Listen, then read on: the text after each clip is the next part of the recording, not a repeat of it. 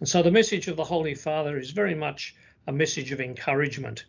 And what struck me among the different points that the Holy Father made was the way in which he emphasized joy, that the gospel and the sharing of the gospel and the gift of faith brings us the gift of the Spirit, which includes the gift of joy.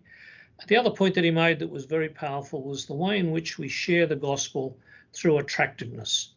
We're not involved in proselytization, rather we bring people to the mystery of Christ and to the understanding of the promise of the kingdom of God by the attractiveness of that message.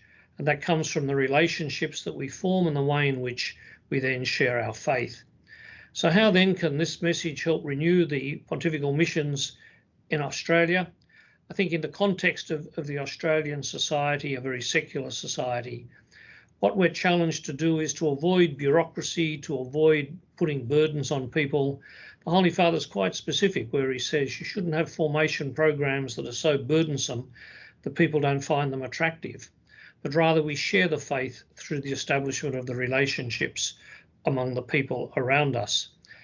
And the way in which we can then build the kingdom of God, the way in which we can bring about an awareness of the attractiveness of the gospel is the personal relationships that so many of our diocesan directors in the pontifical missions form with the supporters and with the parishes.